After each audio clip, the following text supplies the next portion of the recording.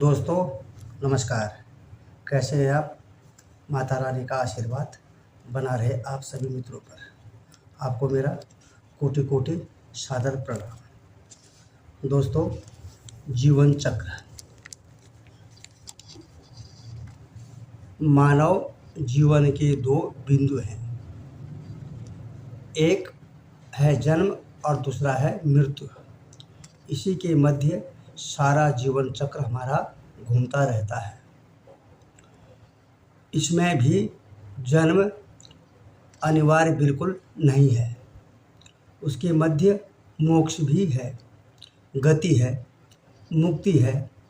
ऐसे अनेक दंपति मिल जाएंगे जिनके यहाँ किसी जीव ने जन्म ही नहीं लिया है, लेकिन ऐसा कोई परिवार नहीं है, ना मिलेगा जिनके यहाँ कोई मृत्यु ना हुई हो। भौतिकता की इस अंधी दौड़ में संपूर्ण समाज यथार्थवादी हो गया है।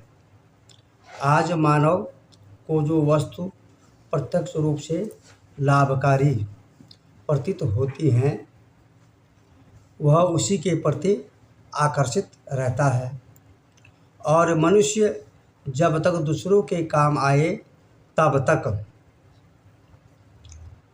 वह बहुत ही प्रिय है। लेकिन आधुनिक समय में सीधे लाभ पहुंचाने वाले का ही योगदान ज़्यादा माना जाता है। जो लोग अप्रत्यक्ष रूप से लाभ पहुंचाते हैं उन्हें सम्मान भी कम और वह भी देर से प्राप्त होता है। बिल्कुल सच ही कहा गया है कि मनुष्य का शरीर एक जैसा कार्य हमेशा नहीं करता है। उसके अंदर वह क्षमता नहीं होती है कि सदैव वह सबकी सेवा करते रहे। शरीर जर्जर होता है, यह शरीर का धर्म है। जब वह जीवन के अंतिम पड़ाव पर पहुंचता है तब वह पहले जैसा कार्य करने के योग्य नहीं होता है।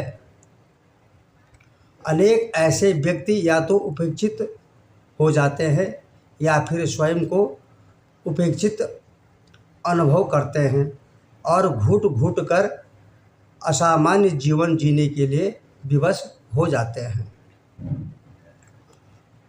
मानव जीवन के प्रथम चरण में ब्रह्मचर्य पूर्वक विद्या अध्ययन तथा गृहस्थ के पश्चात वानप्रस्थी होना आवश्यक माना गया है। वैराग्य, विवेक, जागृत कर सेवा, स्वाध्याय, यज्ञ, योग्य, तप, ध्यान, साधना द्वारा लोग अपना अंतिम समय जो है संवारते हैं। ग्रंथों में कहा गया है कि 50 वर्ष पार करने के पश्चात जीवन संवारने को दृढ़ करने के लिए वानप्रस्थ आश्रमों की आवश्यकता है, जो एक विशिष्ट स्थान है। ये ऐसे स्थल बन जाते हैं जहाँ मानव जीवन उपयोगी बन जाता है। भागवत के अनुसार जैसे अग्नि में तपाकर धातुओं को स्नान से शरीर को संतोष से मन को संस्कारित करते हैं, वैसे ही विपरीत अनाचार से हम वस्तुओं एवं भावों को कुसंस्कारित करते हैं। वैसे ही विपरीत अनाचार से हम वस्तुओं एवं भावों को कुसंस्कारित भी करते हैं। हमारा अंतःकरण एक विलक्षण तत्व है जिसमें हमारे मन में आने वाले चिंतन, जिन्हें हम समाप्त समझते हैं, वे वास्तव में वे अमिट रूप से अंकित हो जाते हैं। हम जितनी बार जिस भाव का चिंतन करते हैं वह उतना ही प्रागढ़ रूप से अंतःकरण में अंकित हो जाता है। उन्हें हम संस्कार कहते हैं। ये दो स्तर का अंकित हो जाते हैं। एक तो चेतन मन में, दूसरा अवचेतन मन में। जो चेतन मन में अंकित हो जाते हैं उन्हें हम ऐच्छिक रूप से जानते हुए पुनः करते हैं, और जो अवचेतन मन में अंकित होते हैं वे अनैच्छिक रूप से कभी जागृत अवस्था में तो कभी स्वप्न अवस्था में अपनी उपस्थिति को बता देते हैं। अच्छे संस्कार हमसे धर्म समस्त कार्य कराकर सुख देते हैं तथा पूरे संस्कार हमसे अनैतिक कर्म कराकर हमें अंतः में कष्ट प्रदान करते हैं। अतः अंतःकरण चूँकि सूक्ष्म शरीर का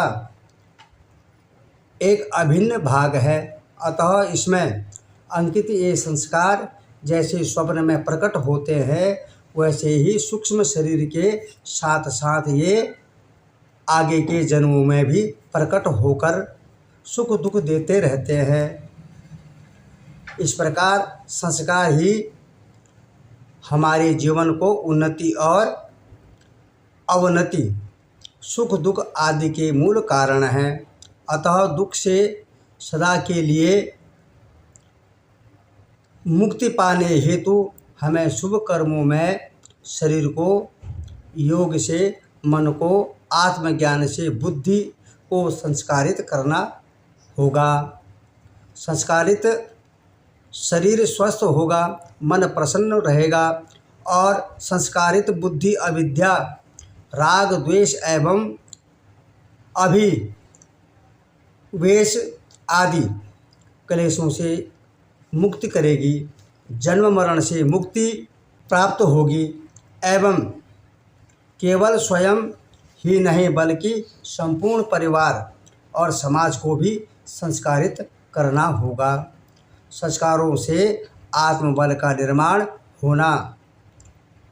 होता है, साथ ही दूसरों का प्रेम, स्नेह और प्यार, आशीर्वाद, आशीष के रूप में उनके हृदय में स्थान प्राप्त होता है, जिससे मन को शांति मिलती है।